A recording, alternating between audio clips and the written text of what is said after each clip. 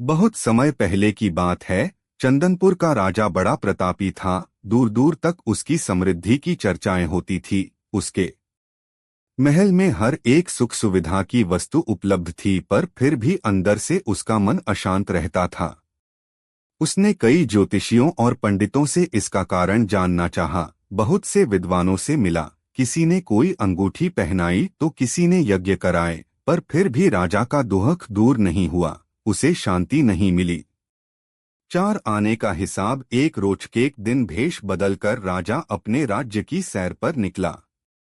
घूमते घूमते वह एक खेत के निकट से गुजरा। तभी उसकी नजर एक किसान पर पड़ी। किसान ने फटे पुराने वस्त्र धारण कर रखे थे और वह पेड़ की छांव में बैठकर भोजन कर रहा था। किसान के वस्त्र देख राजा के मन में आया कि वह किसान को कुछ स्वर्ण मुद्राएं दे दे ताकि उसके जीवन में कुछ खुशियां आ पाए। राजा किसान के सम्मुख जाकर बोला, मैं एक राहगीर हूँ। मुझे तुम्हारे खेत पर ये 4 स्वर्ण मुद्राएं गिरी मिली। चूंकि यह खेत तुम्हारा है, इसलिए ये मुद्राएं तुम ही रख लो। किसान, ना ना सेठ जी, ये मुद्राएं मेरी नहीं हैं। इसे आप ही रखें या किसी और को दान कर दें। मुझे इनकी कोई आवश्यकता नहीं। किसान की यह प्रतिक्रिया राजा को बड़ी अजीब लगी। वह बोला, धन की आवश्यकता किसे नहीं होती, भला आप लक्ष्मी को ना कैसे कर सकते हैं। सेठ जी, मैं रोज 4 आने कमा लेता हूँ और उतने में ही प्रसन्न रहता हूँ। किसान बोला, क्या आप सिर्फ 4 आने की कमाई करते हैं और उतने में ही प्रसन्न रहते हैं? यह कैसे संभव है? राजा ने अचरज से पूछा।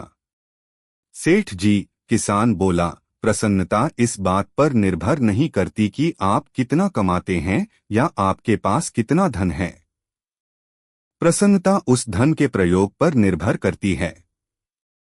तो तुम इन 4 आने का क्या क्या कर लेते हो? राजा ने उपहास के लहजे में प्रश्न किया। किसान भी बेकार की बहस में नहीं पड़ना चाहता था। उसने आगे बढ़ते हुए उत्तर दिया, इन 4 आनों में से एक मैं कुएं में डाल देता हूँ, दूसरे से कर्ज चुका देता हूँ, तीसरा उधार में दे देता हूँ और चौथा मिट्टी में गाड़ देता हूँ। राजा सोचने लगा। उसे यह उत्तर समझ नहीं आया। वह किसान से इसका अर्थ पूछना चाहता था, पर वो जा चुका था। राजा ने अगले दिन ही सभा बुलाई और पूरे दरबार में कल की घटना कह सुनाई और सबसे किसान के उस कथन का अर्थ पूछने लगा। दरबारियों ने अपने अपने तर्क पेश किए, पर कोई भी राजा को संतुष्ट नहीं कर पाया। अंत में किसान को ही दरबार में बुलाने का निर्णय लिया गया। बहुत खोजबीन के बाद किसान मिला और उसे कल की सभा में प्रस्तुत होने का निर्देश दिया गया। राजा ने किसान को उस दिन अपने भेष बदलकर भ्रमण करने के बारे में बताया और सम्मानपूर्वक दरबार में बैठाया। मैं तुम्हारे उत्तर से प्रभावित हूँ और तुम्हारे 4 आने का हिसाब जानना चाहता हूँ। बताओ, तुम अपने कमाए 4 आने किस तरह खर्च करते हो जो तुम इतना प्रसन्न और संतुष्ट रह पाते हो? राजा ने प्रश्न किया।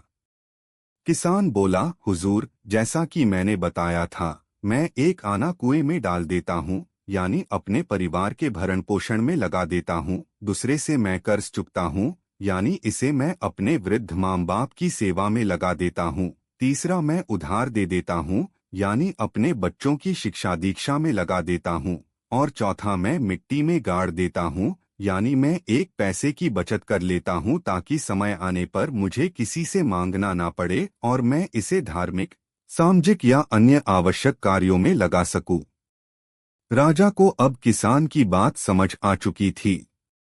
राजा की समस्या का समाधान हो चुका था। वह जान चुका था कि यदि उसे प्रसन्न एवं संतुष्ट रहना है तो उसे भी अपने अर्जित किए धन का सही ही उपयोग करना होगा। मित्रों, देखा जाए तो पहले की अपेक्षा लोगों की आमदनी बढ़ी है, पर क्या उसी अनुपात में हमारी प्रसन्नता भी बढ़ी है? पैसों के मामलों में हम कहीं न कहीं गलती कर रहे हैं। लाइफ को बैलेंस्ड बनाना जरूरी है और इसके लिए हमें अपनी आमदनी और उसके इस्तेमाल पर जरूर गौर करना चाहिए। नहीं तो भले हम लाखों रुपए कमा लें, पर फिर भी प्रसन्न एवं संतुष्ट नहीं रह पाएंगे।